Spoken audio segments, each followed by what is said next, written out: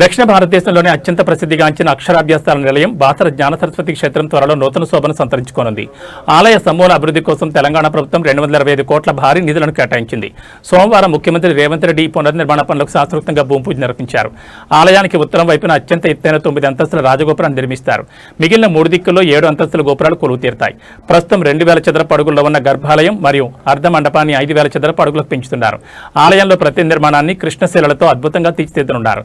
ఆలయానికి ఈశాన్య దిశలో పవిత్ర కోనేరును పునరుద్ధరించనున్నారు. భక్తుల ప్రదక్షిణల కోసం 4 దిక్కుల 33 అడుగుల వెడల్పుతో మాడవీధులు ఏర్పాటు చేస్తారు. 6000 మంది భక్తులు వేచి ఉండేలా 70,000 చదరపు అడుగుల్లో క్యూ లైన్లు, ఫీడింగ్ రూములు, టాయిలెట్లు నిర్మిస్తారు. ఒకేసారి 200 మంది కూర్చొని ధ్యానం చేసుకునేలా ప్రత్యేక మందిరం, 20,000 చదరపు అడుగుల్లో ఆధునిక వంటశాల మరియు భోజనశాలలు, వాహనాల పార్కింగ్, షెడ్లపైన సోలార్ రూట్ టాప్స్ ఏర్పాటు చేసి విద్యుత్ ఉత్పత్తి చేస్తారు. ఆలయ ప్రాంగణంలో ఆహ్లాదకరమైన తోటలు మరియు అత్యవసర వైద్యం కోసం హెల్త్ సెంటర్ అందుబాటులోకి వస్తాయి. వచ్చే ఏడాది జూన్ నెలలో ప్రారంభం కానున్న గోదావరి పుష్కరాలను దృష్టిలో ఉంచుకుని ఈ అభివృద్ధి పనులను వేగవంతం చేయాలని సీఎం అధికారులను ఆదేశించారు. వేదవ్యాస మహర్షి ప్రతిష్ఠించిన ఈ ముగ్గురమ్మల క్షేత్రం పునర్నిర్మాణం త్వరలో దేశంలోనే అత్యంత సుందరమైన ఆధ్యాత్మిక కేంద్రంగా మారుతుందని ప్రభుత్వం భావిస్తోంది.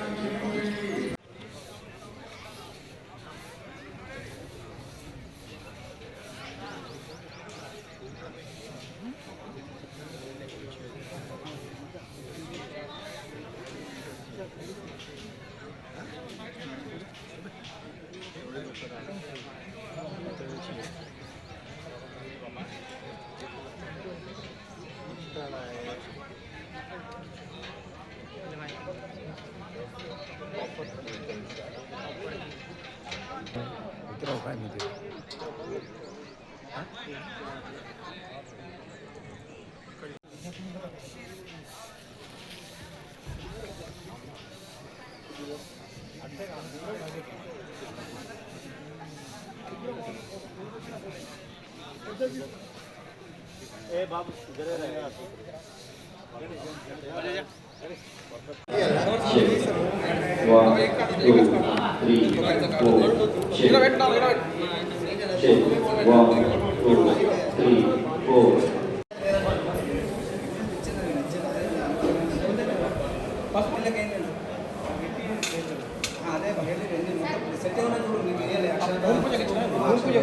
బ్రహ్మస్వరూపిణి వాసరాపీఠంలో సరస్వతి నమస్తే.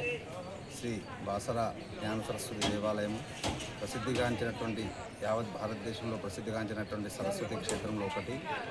ఈరోజు అమ్మవారి క్షేత్రానికి మన రాష్ట్ర ముఖ్యమంత్రి వర్యులు వచ్చి అమ్మవారి యొక్క ఆలయ గత ఎన్నో సంవత్సరాల నుండి నిరీక్షించినటువంటి ఫలితము ఈరోజు మనకు రాష్ట్ర ముఖ్యమంత్రి వర్యులు అమ్మవారి దర్శనానికి వచ్చి పలు అభివృద్ధి కార్యక్రమాలలో ఆలయ పునర్నిర్మాణం గురించి అభివృద్ధి కార్యక్రమాలు చేపడుతున్నారు. కాబట్టి వారికి అమ్మవారి ఆశీస్సులు మరియు ఇక్కడ ఉన్నటువంటి ప్రాంత ప్రజల్లో ఆకాంక్ష తిరుగుతుంది. కాబట్టి వారికి ప్రత్యేక ఆలయ వైదిక సిబ్బంది మరియు మిగతా ప్రాంత ప్రజల నుండి ప్రత్యేకంగా ధన్యవాదాలు తెలుపుతూ అమ్మవారి ఆశీస్సులు అని అందజేస్తుంది.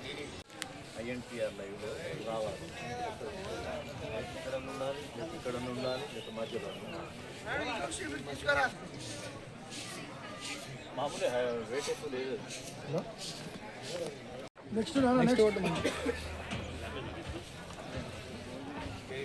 గారు అందరూ కూడా చేస్తున్నారు. అందరూ కూడా ఈ కార్యక్రమాన్ని స్వాగతిస్తున్నారు. ఇన్నేళ్ల తర్వాత, దాదాపు శతాబ్దాల తర్వాత ఈ యొక్క ఎంతో ఎదురు చూస్తున్న భక్తులు ఎదురు చూస్తున్నటువంటి ఈ కార్యక్రమం ఈరోజు చేపడుతున్నారు ముఖ్యమంత్రి గారు. దీంతో సంవత్సరంలోపు ఈ కార్యక్రమాలను పూర్తి చేయాలని ముఖ్యమంత్రి గారు దిశానిర్దేశం చేశారు. పుష్కరాల వరకు అనుకున్నటువంటి కార్యక్రమాలు చేయడానికి అన్ని ఏర్పాట్లు కూడా చేయాలని చెప్పి ముఖ్యమంత్రి గారు సూచించారు. దేవాదాయ శాఖ కమిషనర్ హనుమంతరావు ఈరోజు ఒక అద్భుతమైనటువంటి కార్యక్రమానికి ముఖ్యమంత్రి గారు ఈరోజు పనులు ప్రారంభించనున్నారు. ముఖ్యంగా బాసర అమ్మవారు ప్రపంచంలోనే ప్రఖ్యాతి చెందినటువంటి క్షేత్రం ఇది. తీర్థం ఇది, గోదావరి నది ఒడ్డున ఉన్నటువంటి క్షేత్రం. సో ఇక్కడ ఈరోజు 225 కోట్ల రూపాయలతోటి పూర్తిగా పునర్నిర్మాణం, పునరభివృద్ధి ఈ ఆలయం మరియు ఆలయ పరిసర ప్రాంతాలు శోభాయమానంగా ఉండేటట్టుగా తీర్చిదిద్దే కార్యక్రమానికి ఈరోజు శ్రీకారం చుడుతున్నారు. దీనిలో భాగంగా ముఖ్యమంత్రి గారు మరి అదేవిధంగా శ్రీమాత్రే నమః శరదిందు సమాకారే పరబ్రహ్మ స్వరూపిణి వాసరా పీఠనలయే సరస్వతి నమోస్తుతే. చదువుల తల్లి కొలవైన బాసరా క్షేత్రం లోపల బాసరా మరియు భక్తుల యొక్క చిరకాల వాంఛ ఈరోజు నెరవేరుస్తుంది. మన ముఖ్యమంత్రి గారు గౌరవ తెలంగాణ రాష్ట్ర ముఖ్యమంత్రి వర్యులు ఈరోజు బాసరకు వచ్చేసి అమ్మవారు దర్శించుకొని అభివృద్ధి పనులకు శ్రీకారం చుట్టనున్నారు. అది కాసేపులో గొప్ప మంచి కార్యక్రమం ప్రారంభమవుతుంది.